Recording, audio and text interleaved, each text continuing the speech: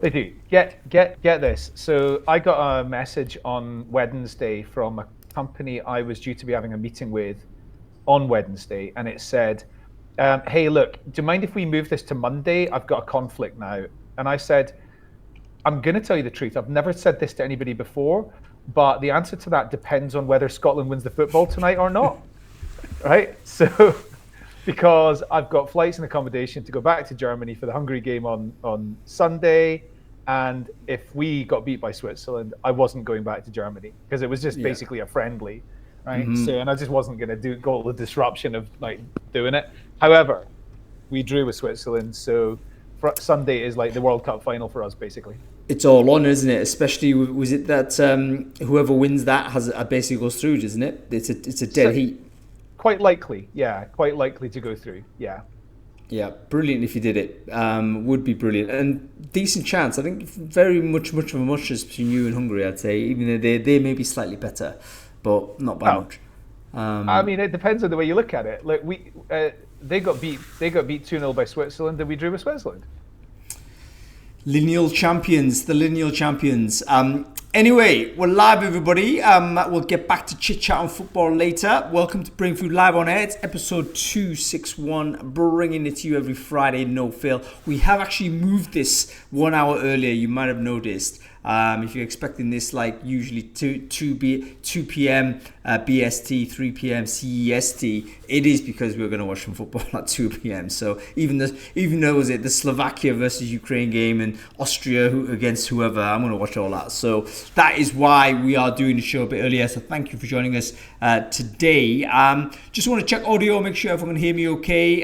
Folks who are watching this on Crowdcast, can you just let me know whether you can see and hear Adam and I on screen? Just let us know on chat. We should be broadcasting this live on LinkedIn also. I can actually see my LinkedIn out there. If you can hear me okay on LinkedIn, let me know on the comment thread there whether that audio is fine as well.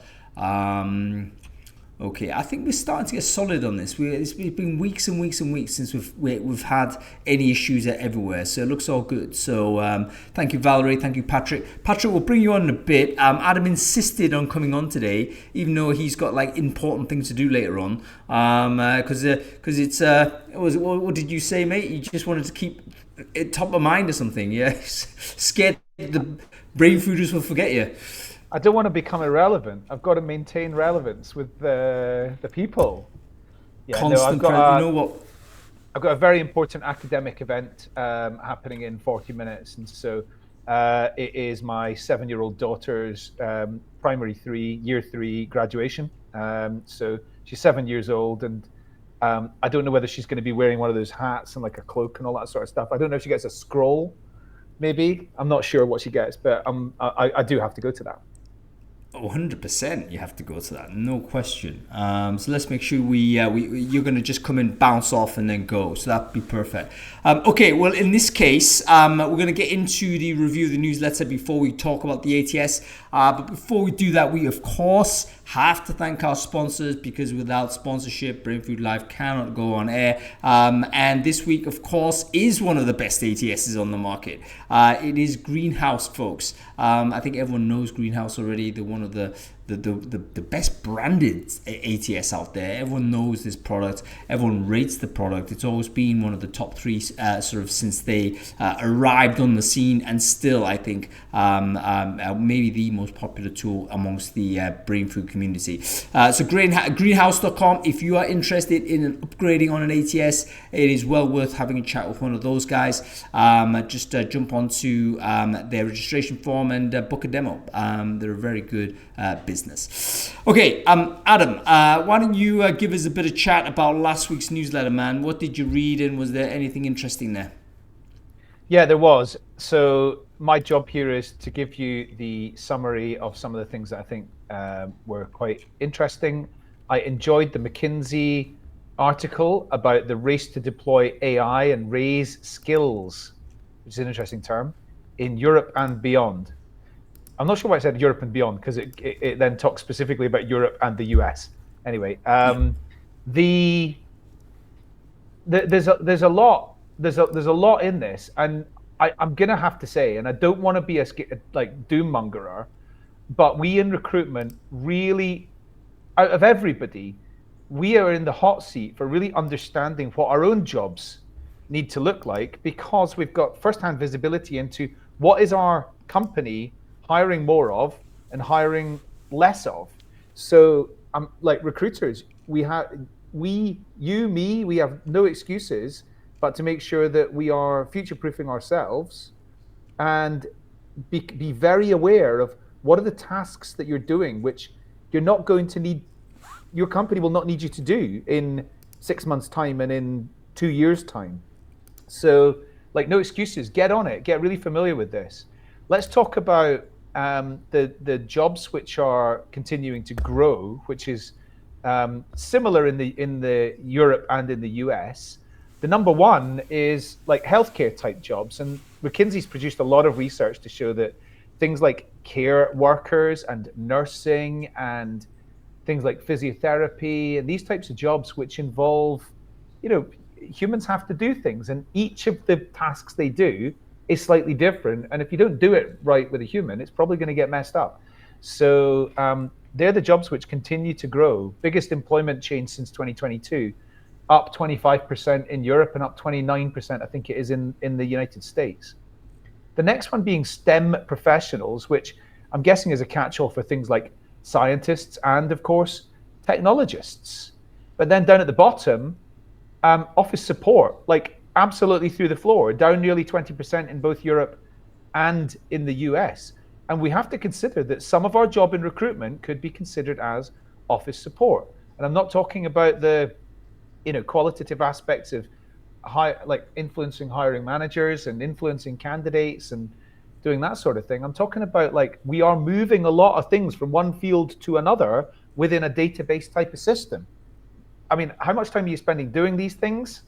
You need to understand it, and you need to make sure that that's not like the majority of your job, or else you're going the way of the dodo. And I'm not trying to be over inflammatory here, and this is not good for me because I'm building a company which is for recruiters. I want more recruiters, but there's going to be less people doing like some of the tasks in the future. I highly recommend looking at this and making sure you're absolutely, maybe not Hung Lee level of familiarity with this subject, but you need to be really familiar with this subject.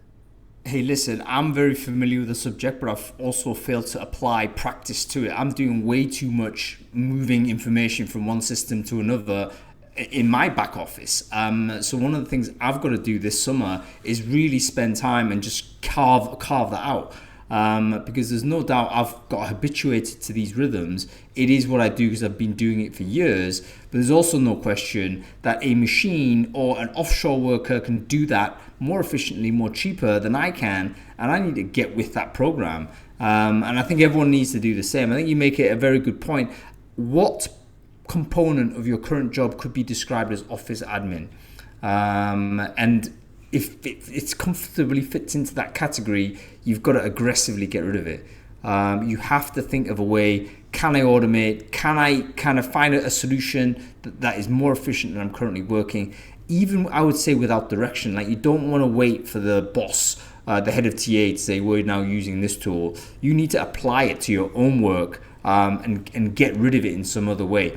Because I think you're absolutely right, Adam. This is a vulnerability that you're leaving yourself exposed if you have a large component of your work that is of this type.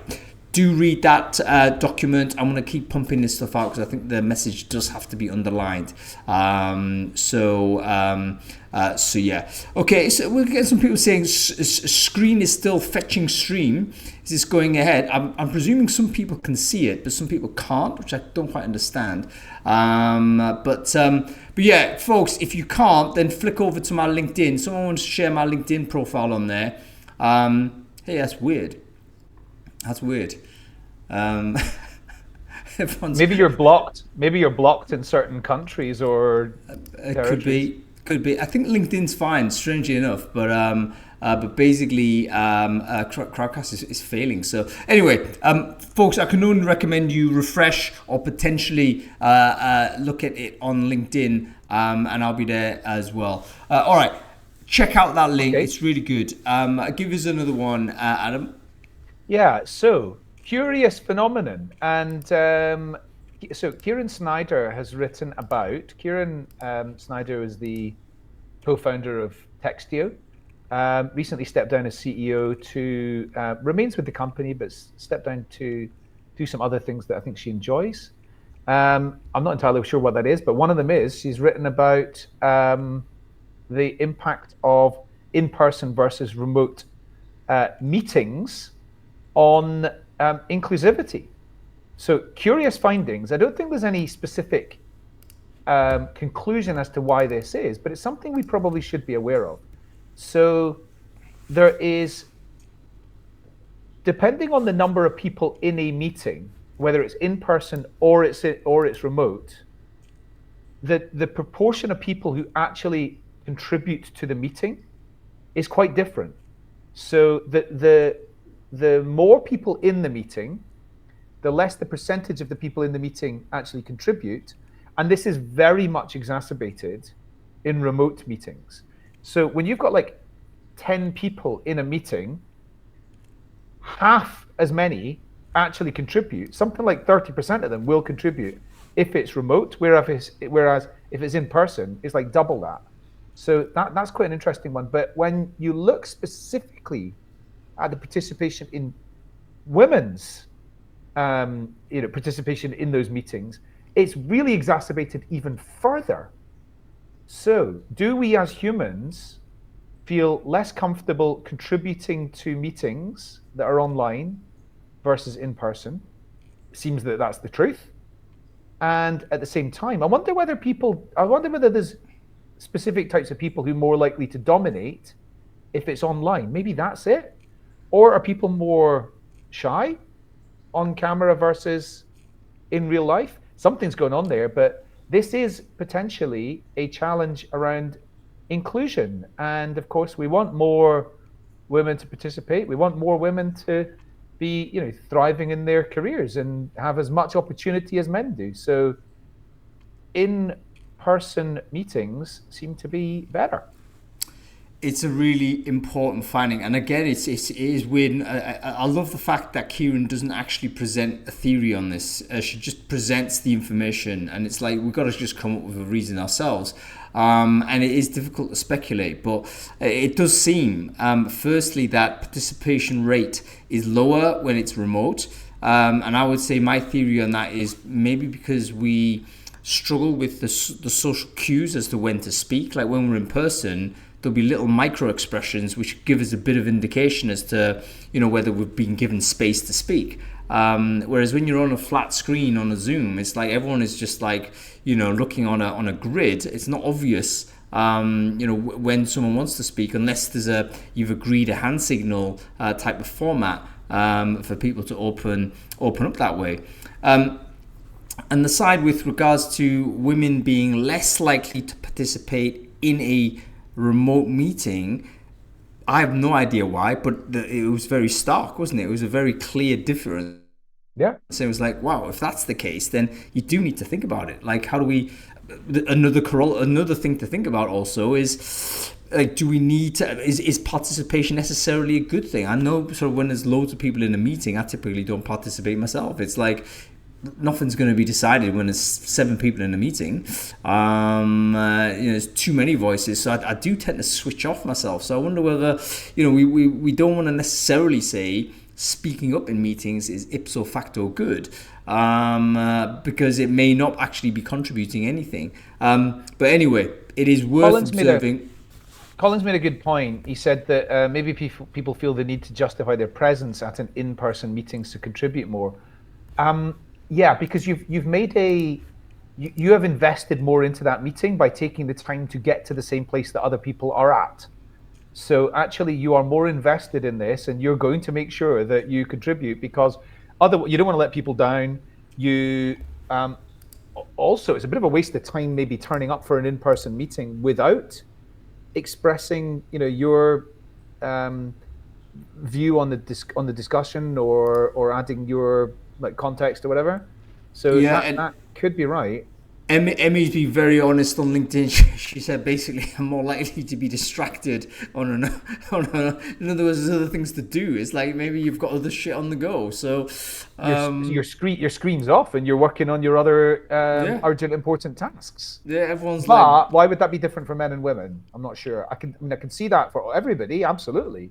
But why would that be different for men and women? Interesting. that's interesting. It's worth reading anyway, folks. If you're a manager, participant in a meeting, etc., do have a look at that. As you say, Adam, very important if we care about creating an inclusive environment for everyone that can participate equally if they so want to.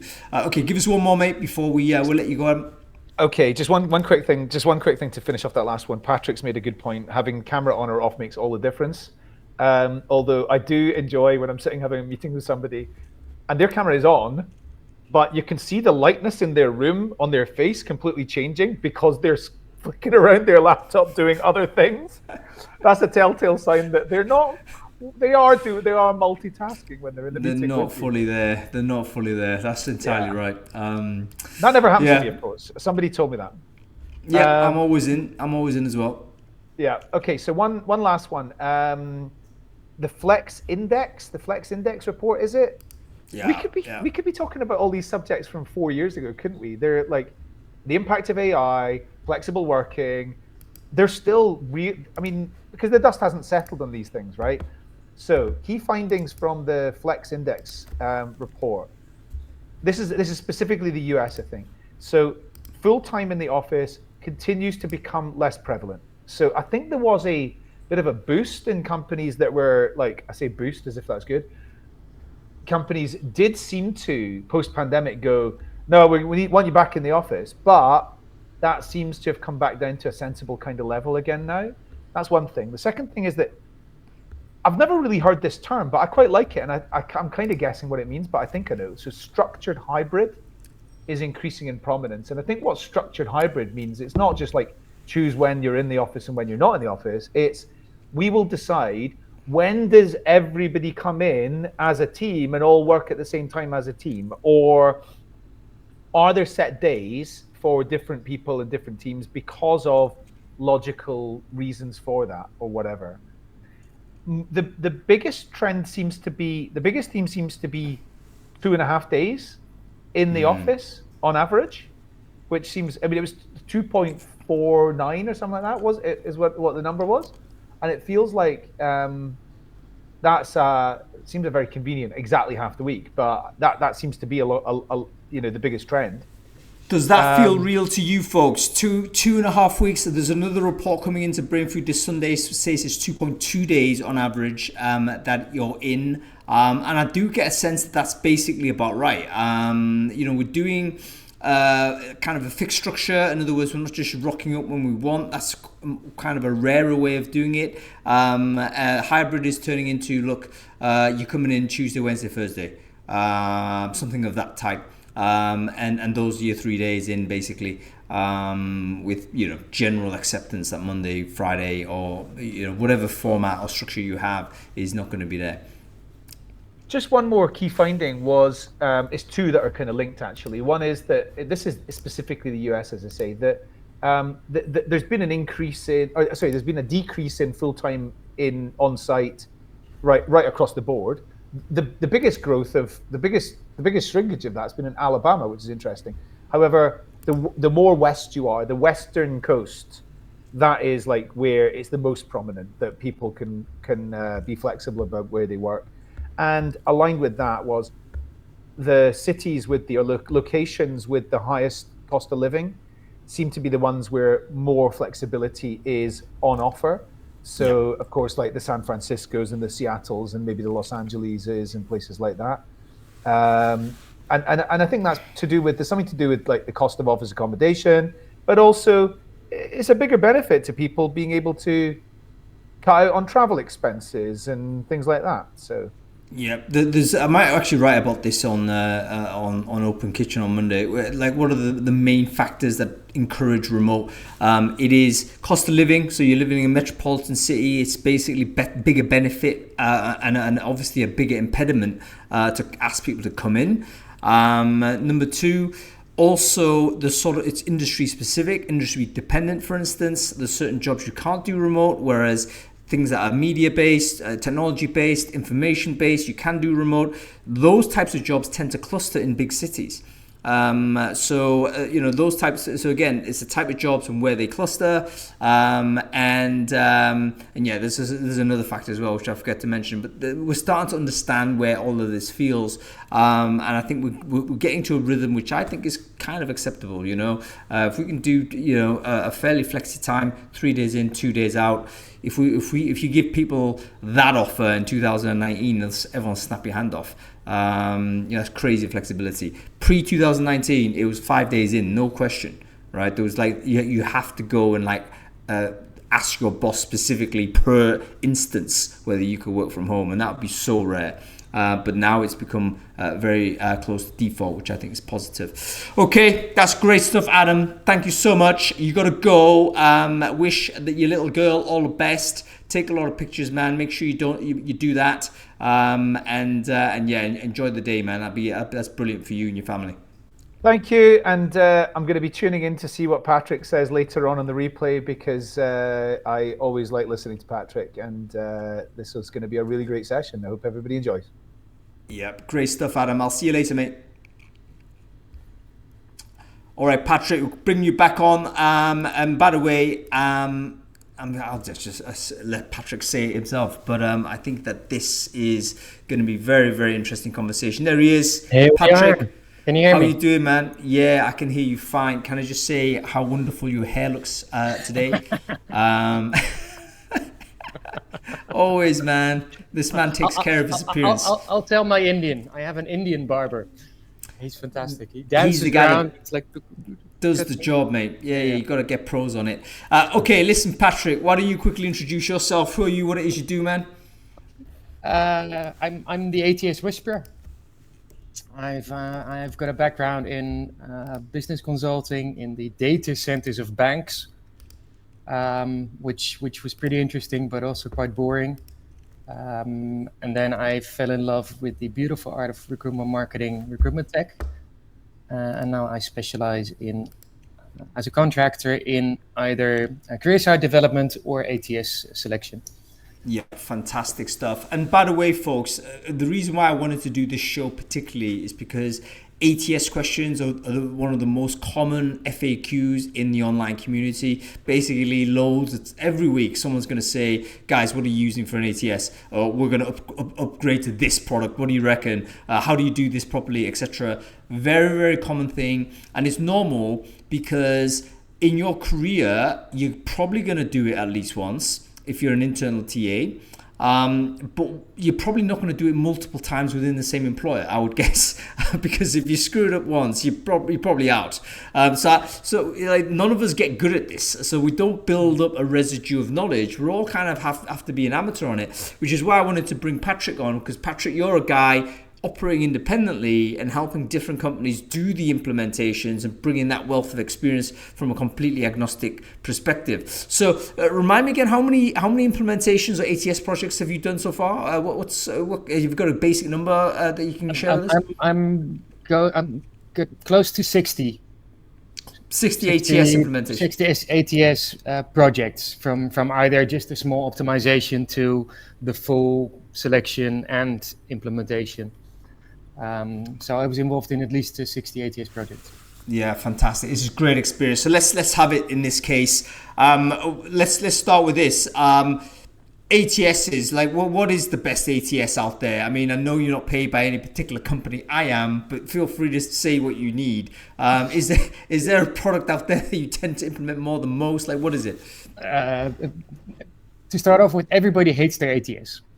Yeah, so I don't know that many people who actually love their ATS. There's always something, when you start off on an implementation like, I'm really gonna conquer the world, and then in the end, unfortunately, I've never found an ATS that does everything that you would expect.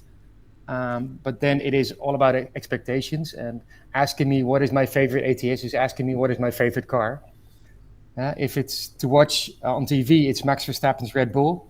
If it's for personal use, it's my very old Audi A4. If I want to go on a holiday, I'd rather have a minivan. So the best ATS is very much context dependent. And that is immediately also the first advice I always give is really distinguish and understand what your needs are. Yeah? If you're an agency ATS, it's completely different from an international corporate. Yeah, so you got to understand what kind of business you are. I think that's an important criteria, isn't it? You mentioned already, are you a recruitment agency? Different story, in-house. You mentioned the international dimension, also industry sector. Like, what are the key people you recruit? The candidate side, who are the hiring managers? Loads of different things. Yeah. How many skills do you have in-house to actually manage your ATS? Yeah, do you have the skills to configure it yourself? Or do you need an implementation partner, and do you need, or just an off-the-shelf standard solution that has no configuration? So there's a whole mixture of factors that weigh in, and that's also why I love what I do. The different factors may be comparable, but the setup is always completely different, and that's why the end solution, it's way more than just the technology. It is the whole proposition. It's the supplier fit. It is the ambition you have. Do you want to be really innovative, or do you want to be slightly boring, proven?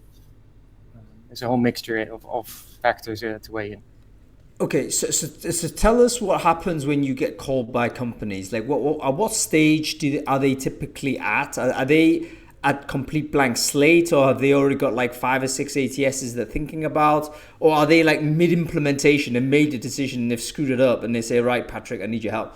I've been in all situations. So I mean, in the most ideal situation, they phone me up front, and then I always, on my LinkedIn profile, always says, the first call is always for free.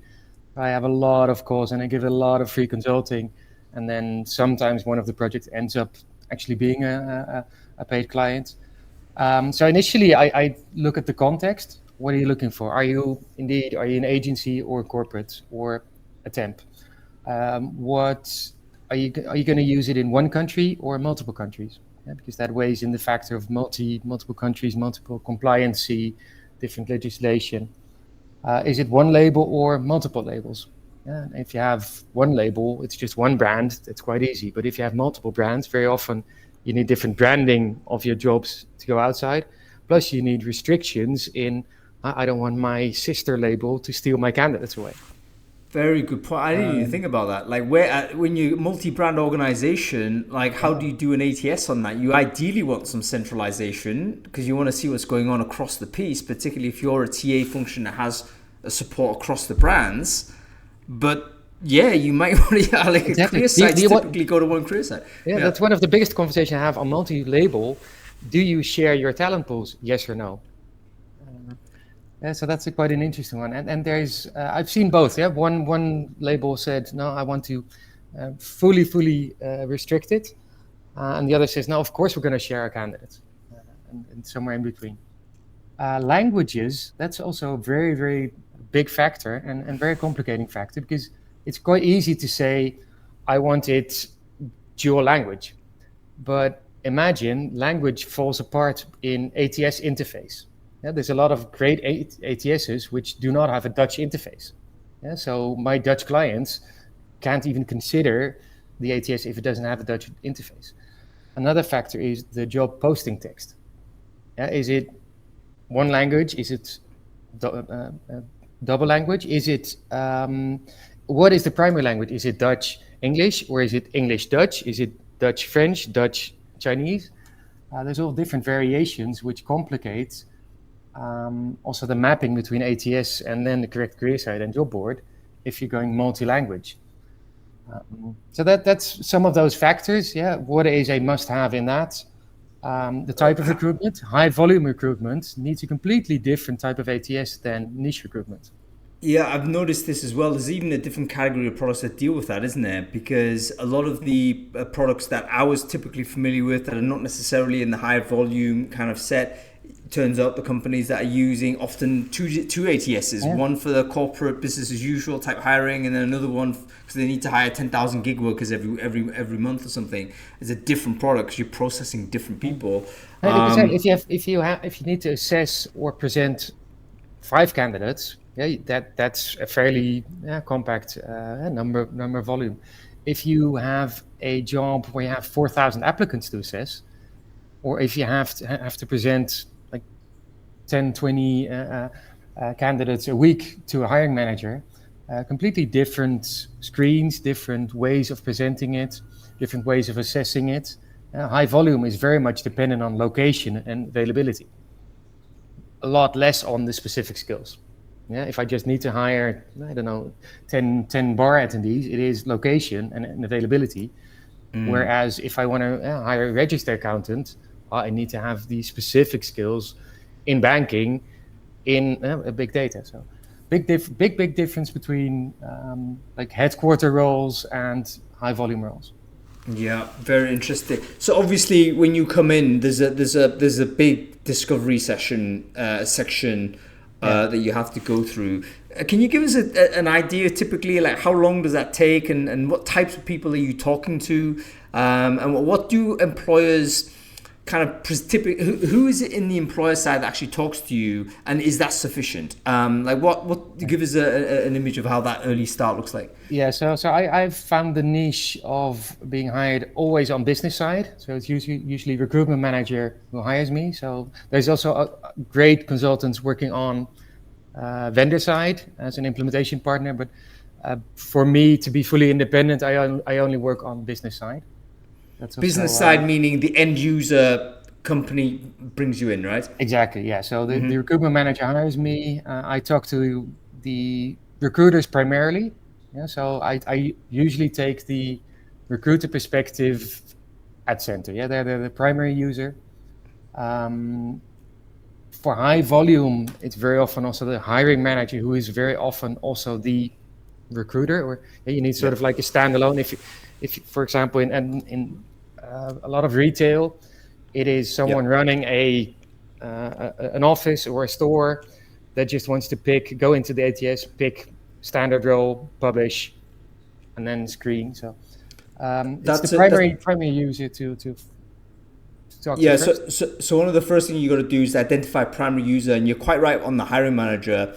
I remember speaking to a company that did barbershops in the US. They're like a big barbershop franchise. So we're talking about thousands of barbershop owners that need to hire barbers, right? I mean, a recruiter is not doing this. Recruiter, is operations at the background doing the fiddling. They have to deploy the tools, but the person actually, looking and publishing the jobs is the store owner, and they want to be the one doing it because it's their store, and they're the ones that vet the candidates. And what is a recruiter going to know about hiring a barber? They don't.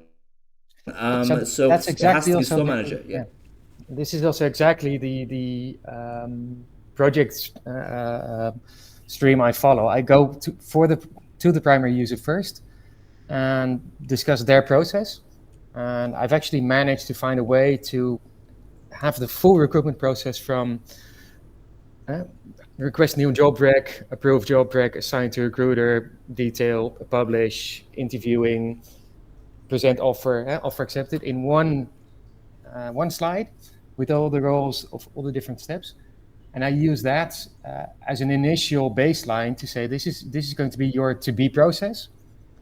And actually, I found a way that 90% of my clients agree, okay, this should be my to-be process. But wait a minute, I do not have the role of HRBP approving. Oh, the approval is through the hiring manager. Oh, no. Approval is for different roles, it's there. So setting the standard for this is your to-be process, and then plotting the requirements, that helps quite a lot in not having to dive into how different people do it now. It's quite easy to say, okay, this is where we're going, and then everybody agrees, and then you work back towards. Well, hang on. A lot of people might be thinking hang on, Patrick. Aren't you just ignoring how they are currently doing it? And is that not disrespecting their current process? I mean, what's your answer to that? I've never heard that feedback yet. I think most people are actually quite happy to think in a positive way, because if you dive into how you're doing it right now and why do you need a new ATS, people start complaining about the shit which is not there, versus, oh, this is what I need. And obviously you can also do it. You can also dive into how you're doing it right now, but then you tend to stick to what you've already known. So Yeah, okay. I see where you're coming from. So what you're saying is, if you kind of do a thorough audit of current state, which a lot of people might instinctively think, okay, this is the first thing you should do, you might run the risk of basically just automating or making the current state more efficient. Whereas in fact, what you're trying to do is to improve the process and suggest actually, this is a faster way to get jobs out and candidates in, which is I guess what companies are ultimately really interested in. And maybe it's also a bit of laziness from myself as a consultant.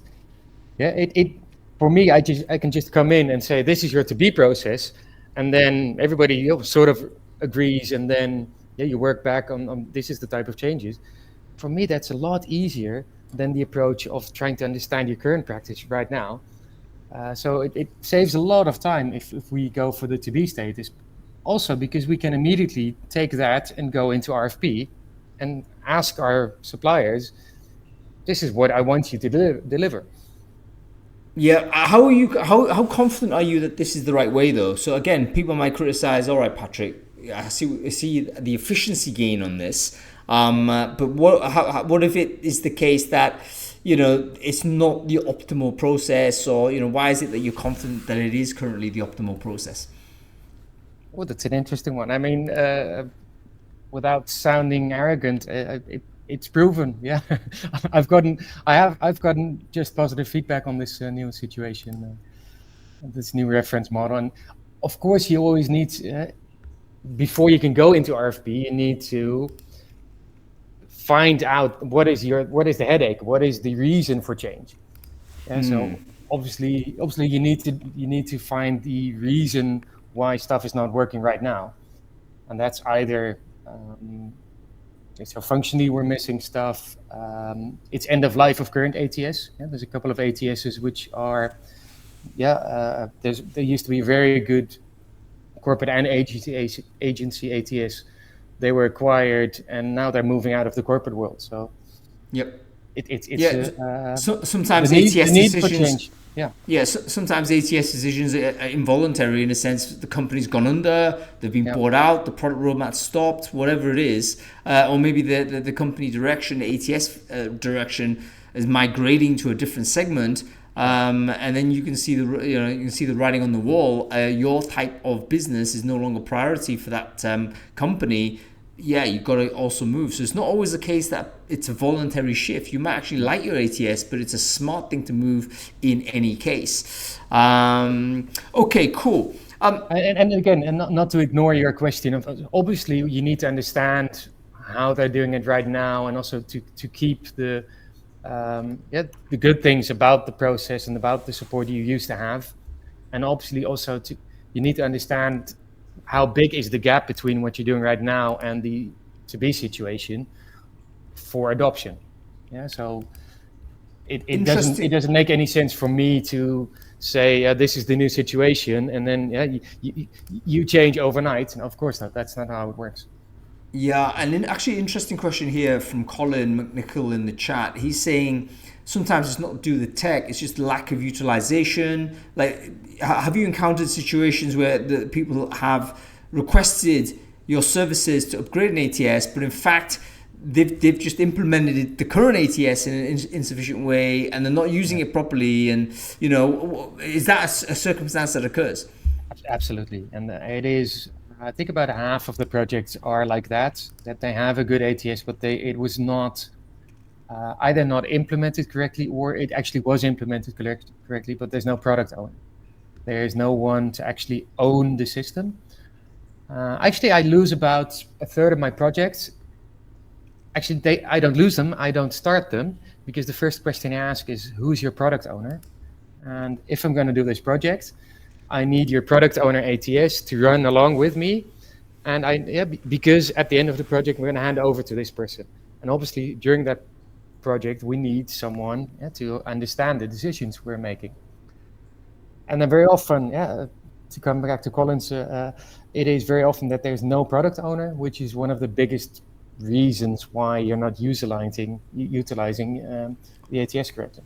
Yeah, and product utilization, by the way, that's going to be another topic of Brainfood Live in the near future, because I've had the good fortune of speaking to a few recruiters who have actually converted into like recruitment operations and product utilization specialists, and I want to speak to them more, because actually the tech consolidation is happening right now in TA teams everywhere. Everyone's getting pressure to do that, and part of the thing people are going to look at is, look, why aren't you using this tool properly? So we all need to understand the reasons why we've not used tools that could be very useful for us, but we're not getting maximum value out of them. Okay, cool. RFP, you mentioned, you get to a point where you've designed what you want in terms of, so the requirements captured, designed, you've had the interactions with the key users, primary users and so on. Then you say you go to RFP. Like, do you design the RFP? Is there a template people use? Like, what goes into that document, and who do you send it out to? Like, how do you get it to the people, to the vendor landscape? So obviously, so in the first phase, I design what is the to-be situation. By asking the right questions about the context, and also indeed mentioned by Sophie, the landscape, the integrations you need, what organization. So moving into RFP,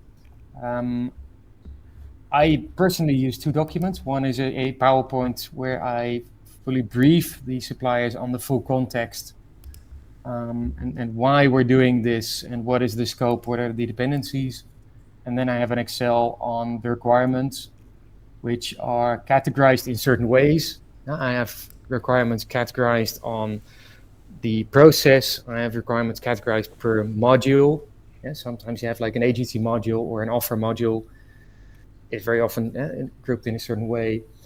Then I have the IT and the non-functional requirements, like the compliance requirements, like IT security. So for me, it's a briefing document. It's an Excel where I ask suppliers, can you do this, yes or no?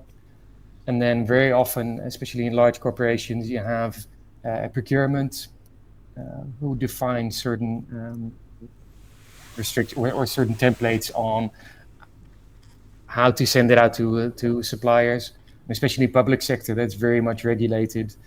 You need to public tenders, and you need to adhere to that. And obviously before, and the requirements, like obviously you need the recruitment requirements primarily. That should be the decision. And that's also why in my requirements document, I separate the IT and compliance requirements in a separate sector, because I don't want compliancy to decide on process requirements. Okay, some really good stuff here, Patrick. Let me just underline all of this. Folks, I'm going to ask Patrick to share his IP. That's his business. Don't worry about this. But I will just give people the vision so you can potentially do it yourself if you can't afford Patrick's fee. So basically, you want two documents. You need a PowerPoint. Basically gives the story, the narrative to the vendors, what is going on, get them the kind of the color as to what's happening. And then you have a spreadsheet, which is basically a checkbox document where they can say, yes, no, we have this, or they can put in sort of detail as to what they can do in this space.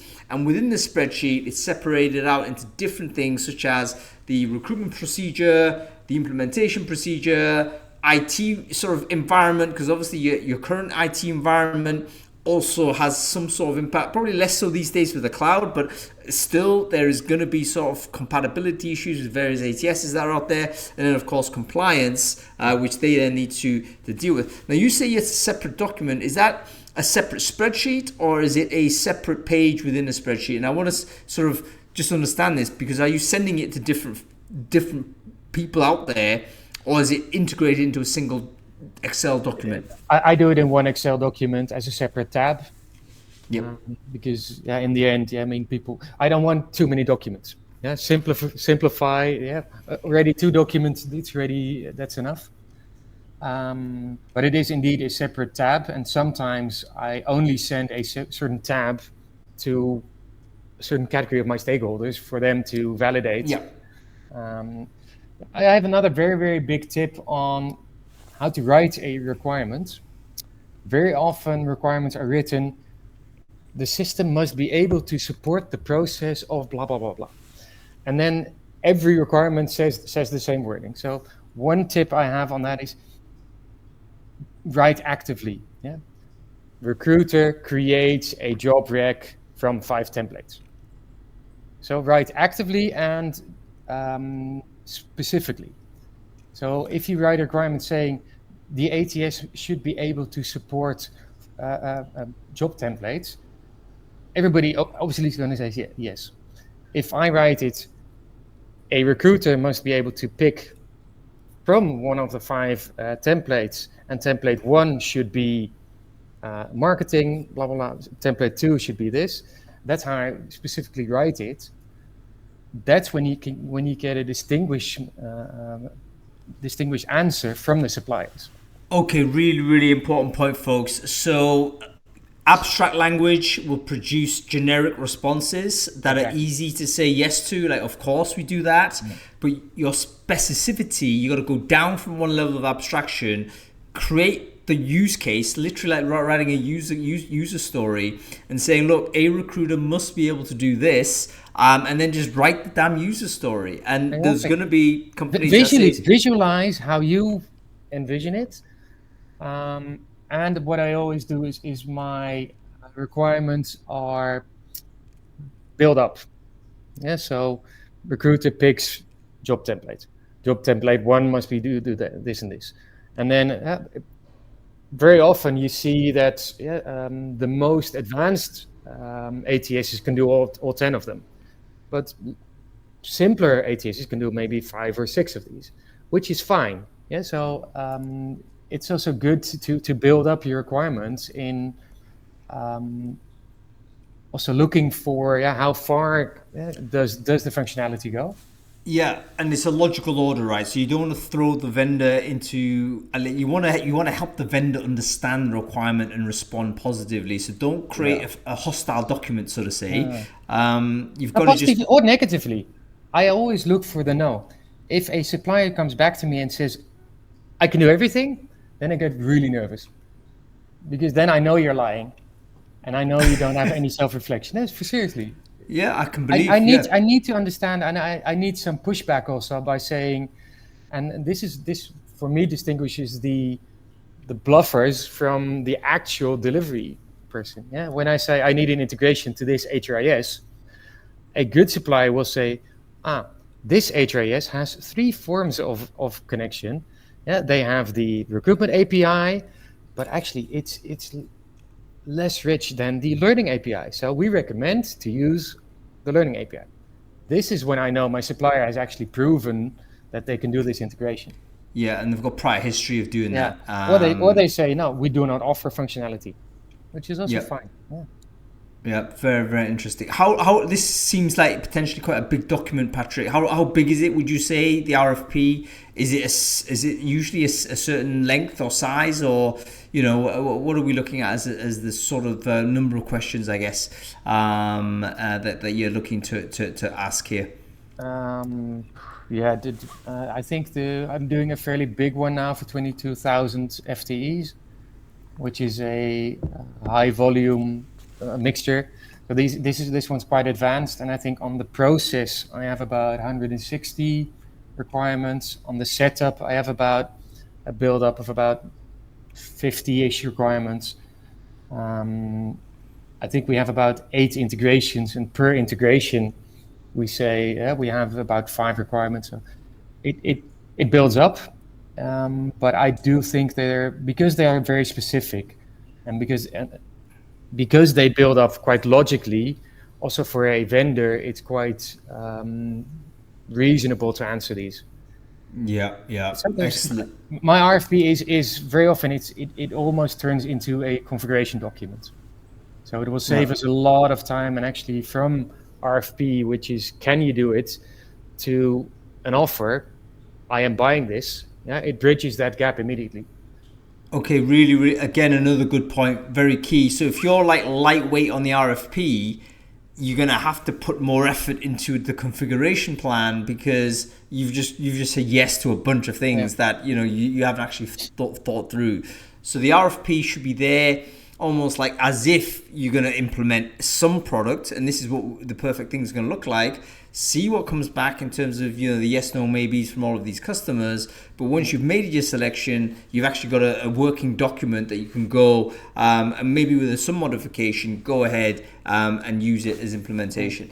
Exactly. Don't forget, the RFP is I am looking to buy something. Obviously, very often you send it out to 3 to 5 suppliers. Well, 3 or 4 get knocked out, so you end up with 1 or 2 concept proposals. Don't forget that even if you have a good offer, a good proposal coming from an offer to a contract, that's also a phase, and that people forget that. They think, I have an offer, I'm going to sign it, and I'm going to start tomorrow. Contracting usually takes about 6 to 12 weeks. Yep. So there's the legal tie-ups and all that type of stuff. Who's responsible for this, that, and the other? That's got to be covered. It's defining on the actual scope. Do we really need this module? How about the integration? Yeah, suppliers will usually offer you a good pricing on their own product, and then they'll offer you some margin on integrations. And standalone, any system will work. It's on the integrations that's when the shit happens. So take that time also to go from a proposal to an actual contract, both on the content and the scope, as well as also obviously the legal stuff, because procurement, they always come in late, or actually we tend to forget procurement and compliancy, but they need to sign off on, especially nowadays with GDPR, with the upcoming AI Act. I had a conversation with sales guys from ATS earlier this week, and they were saying exactly this. In fact, this environment, so they're coming from the vendor side, right? So they're probably responding to RFPs, and they're saying absolutely it's slowing down because compliance is much heavier, procurement is much heavier than before. In other words, there's heightened scrutiny. So if you're a buyer and you definitely want to buy something, you're not just messing vendors around. You need to also understand that you've got to get procurement early involved. You've got to get them involved in the process. Otherwise, they're going to turn into a gatekeeper. Literally, my last RFP for one of the biggest telcos in the Netherlands, I had 3 suppliers. One fell off. I had 2 suppliers doing an offer. One of them is your sponsor in this case. So we had these 2 in negotiations. Both of them were at some point, because I actually only wrote the RFP and they did the demos and stuff themselves. Both of these suppliers came back to me complaining about procurement screwing up the whole country. Both of them were about to pull out. So I phoned my contact saying, your procurement is screwing up your relationship before you even started. Yeah. So you have to step in right now and don't let procurement screw up your project and even potentially suppliers pulling out. All right, so that exactly, it's a two-way street. I mean, we assume that vendors are definitely interested. Of course, there's a little bit of the it's not 50-50. The vendors are more interested in supplying. However, it's not cost-free for them to supply because they have to do the RFP, they have to do the integrations, configurations, deployments, all that type of stuff. It costs them to do the sale, and at some point, if there's too much friction, they're going to say, you know what, this is going to turn into a bad customer.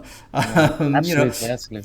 So we as recruiters should know this. I mean, we know this. If you're an agency, we're dealing with a customer, we know that sometimes it's better off leaving that person behind because they're going to just waste your time. Same if you're internal hiring manager, you know there's a potential problem hiring manager. It's like whatever you do with this person, unless you fix that relationship, you're gonna be spending time throwing good stuff after bad. So I actually see quite a nice remark from Colin on Michelle's question about what about ATS is claiming they can do certain stuff, and then Colin saying, I mean, salespeople tell porkies. This is exactly also what I do. This is what I call the car radio in the trunk. Salespeople will tell you, I have a fantastic car radio. Yeah, it has these shiny buttons, and you can change the radio station. And then what I do is actual in any demo, I will write out some use cases, and then it ends up show me the car radio, and it ends up 20 clicks later that you actually have a functionality working. So I literally ask them, show me the functionality. And I also pause my clients by saying, they've shown us this feature in this way. Remember the demo yesterday? Yeah, same feature, but different way it was set up. Okay, so this is important. So let's rewind back just a little bit. Essentially, RFP has been designed, at least as far as you know that it has been designed. How many ATSs do you send it out to, and how do you initially select those ATSs? So that initial list, whether it's 10, 15, 3, like how do I know which to send it to? Do you have a formula for this? What's the approach? Yeah, the formula is knockout criteria to start off with. If I am a knockout criteria. Okay. There's about, I usually do most of my projects for Dutch headquarters internationally. Some of my clients are really Dutch clients. So they need a Dutch project team. That already knocks out half of the ATS suppliers. I need it internationally, and I need these and these and these extra fields. That knock out the less configurable ATSs. I need these and these and these integrations. So in the end, if you have your context drafted well, also elephants screw elephants. Yeah, if you're a large corporation, it is not very wise to go with a startup. So in the end, I only need to send it out to 3 to 5 suppliers, which would actually be a fit. Very often it is 1 or 2, which I know would be the best fit. I do actually always tend to throw in at least 1 or 2 outsiders. For people listening, I never invite you if you don't have a fair shot. So I will not invite you if you wouldn't really be a fair shot. But sometimes, obviously the market evolves quite quickly, and there's new ATSs or new suppliers there, or people moving into this space from either career sites, moving into ATS. Within the full landscape, there might be also different alternatives. How do you keep on top of that landscape? Because product innovation is actually accelerating, isn't it? With all of the AI supported product development, it's getting a lot faster. What was true 6 months or so ago may not be true today. Even by the time you write your RFP, by the time it goes out, things have changed already. Is there a way in which you keep on top of these changes? Are you in communication with vendors in this way? Like, what is the way in which vendors can tell you, and people like you who do this type of work, that they've got this new feature and you need to be aware of it? Well, that's my job. Just like you curate the content, I make sure that I have demos weekly with the whole range of suppliers. I talk to users. I invite them for RFPs. So I go to recruitment tech demo days, RecFest, True, obviously, which I organize myself. So I talk to a lot of vendors and a lot of users, even more users. And there's not a company or there's not a supplier who I don't know a user or I don't know a colleague. So. It's a massive landscape. I don't know how many ATSs there are, but I remember doing the what do recruiters want survey 2021, and we had a free text input in terms of what their favorite ATSs were, because I didn't want to constrain them, and it was a global survey, and I believe we had something like 300 plus like unique responses. on what their favorite ATSs were. So it's a massive landscape. I don't think it's even possible for any one human being to be on top of absolutely everything. But I even think it's not possible for some of those recommender sites to do it either. I think they do a decent job, because they want to try and create a portal where buyers can investigate services and what have you. I think they do a reasonable job of this, but even that I think is going to be really tough. Maybe there'll be an AI enabled way in which we could do that, where some bot could pick up all of the product updates and update a database somewhere. That'd be damn useful if it could, because significant product updates, usually vendors want people to know about that, so it's not like private information. We just need an automated way to aggregate to pull that information into a central repository. Patrick, just a final remark on so functionality obviously is quite important, but the difference is made by the supplier. It is also, do I want to spend my money with you, and are we a good fit on that? And that's in the end more important than having a feature, yes or no. It is about, okay, what type of partnering am I looking for? That makes the difference in the end. Okay, so I think this is important. Is it a case, so I totally get what you're saying. Maybe there's two ways to look at this. What is the kind of service philosophy of that vendor? What is the customer service approach? Because you can identify some differences there. And secondly, what is the degree of personal relationships that you have? Those are both two factors, but I think they need to be combined, because you don't want to be in a situation to say, hey, I got a great relationship with this dude. He's your favorite mate. It happens to be a good sales guy, but you know what? Yeah. This guy may be gone in 6 weeks or whatever. Exactly. It goes to another ATS, he's selling you the same story with a different brand. You're thinking, oh, wow, I've just committed to this whole thing. So it's got to be a combination of what the service value is. And you can see some indications of this. Does the vendor have some sort of customer success sort of service where they want you to do well, not only in the implementation, but actually to achieve your objective, which you become more efficient as a recruiter. So yeah, lots of things to think about that way. Okay, let's talk about, I mean, we're running over time here, but I want to forget about football for a second, because we have to continue. Sure. We have to continue for a moment. I might just flick on the TV over there and watch out the corner of my eye. But no, I'm going to focus. The demo side, okay, RFPs come in, bunch of things are happening. How do you demo against this? So is it a case of... how rigorous is it? Like, do you go like module per module in terms of the demo? Is it like multiple times they've got to demo this, or is it one shot is enough? A couple of hours to go through it. How does it work? You always try for one shot, but in the end, it's always so. Very often, the first round is an hour and a half. So I ask for a proposal first, then I brief on, this is the demo I want. I want you to focus on these and these 3 modules. Usually take an hour and a half, max 2, because that is the max time that people will be able to pay attention.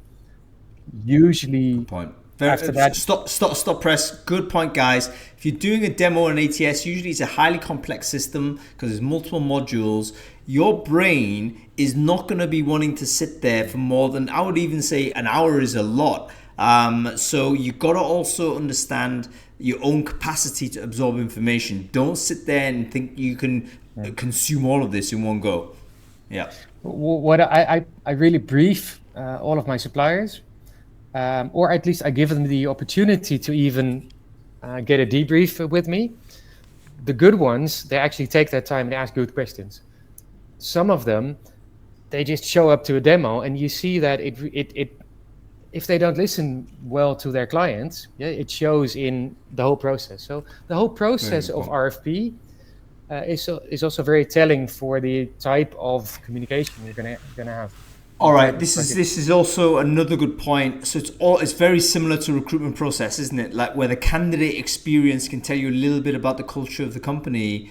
Because if they're disrespectful in the process or they're not listening to you, you know what? They're late on deadlines. If they don't listen to you, if you ask them a question and they don't answer it and stick to their own script, while they've lost the whole room.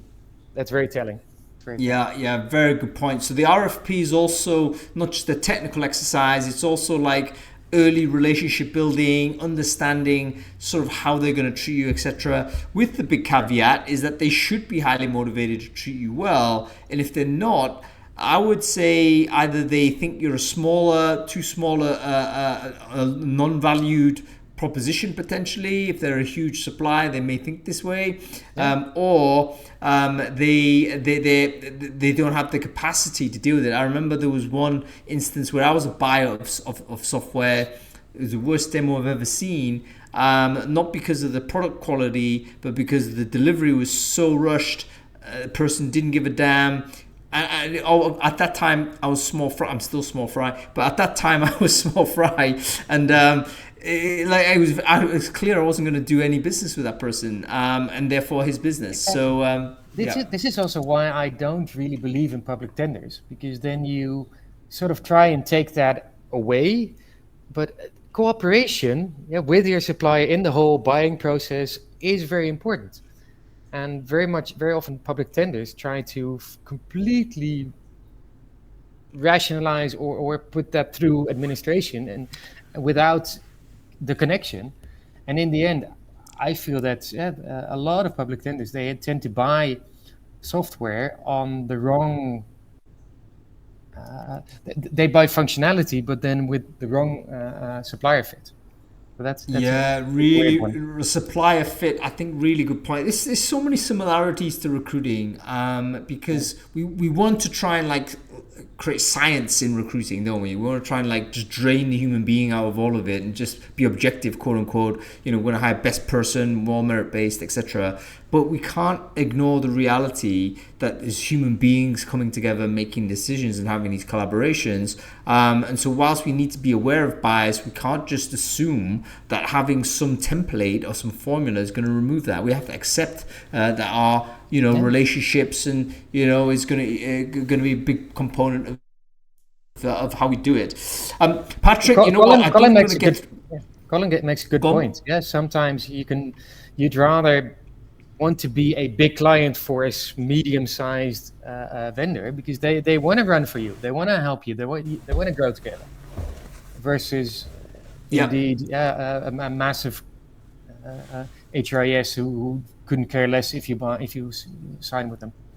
Yeah, there's a previous sponsor of Brainfood that actually was exactly expert in this, where they kind of had, I wouldn't say OTT customer service, but they were able to give very personalized service, and they had a very loyal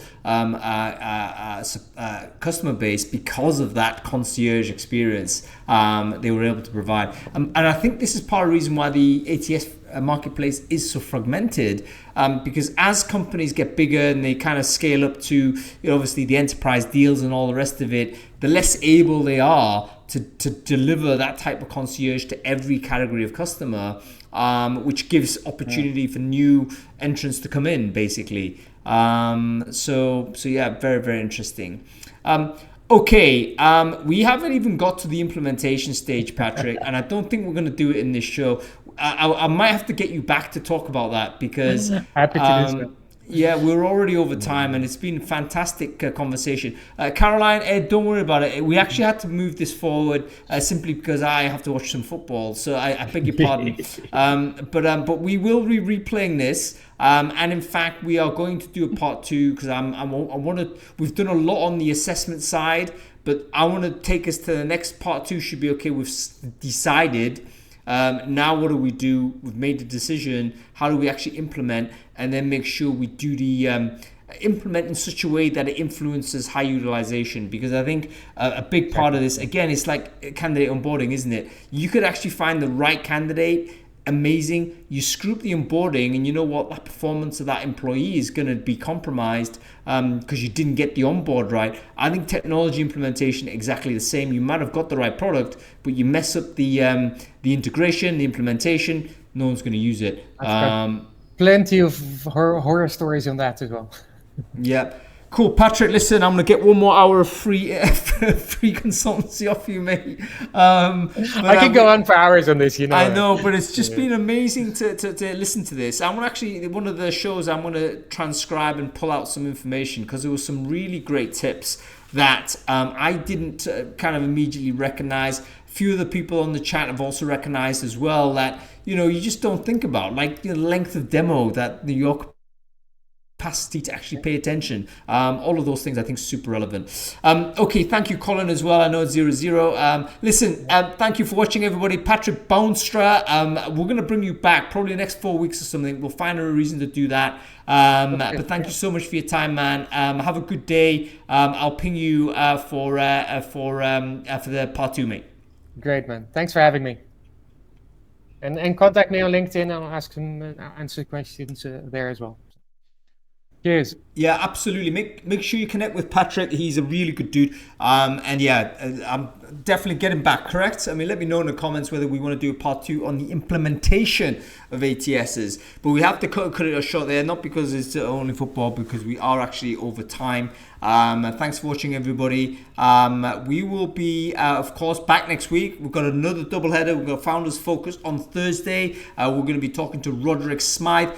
He is the ex-founder of Temp Buddy, successful exit, and he's also now the founder of Glide Talent, which is a next generation recruitment automation software. We're looking forward to speaking to him from the beaches of Cancun, because that's his reward from successfully exiting Temp Buddy. So we're going to be speaking to Rod on that. Founder's journey, what do we learn from entrepreneurs who have been successful in this space? And we're going to be talking about skills-based hiring on Friday with a skeptic's lens. We talk about skills-based hiring a lot. I think we're all more or less on board with it on a conceptual level, but have we debated it enough? I'm going to have a special conversation with a good friend of mine, Johnny Campbell, the one and only JC, CEO of Social Talent. He's going to join me in a one-to-one. We're going to get a deep dive on what are the things that we like about skills-based talent, the debate so far, and what it is that we need to get better at if we're going to actually make a good job of it. Make sure you sign up for both of those shows. Follow the channel, of course, if you've enjoyed this type of conversation. And thanks for watching, everybody. See you next week.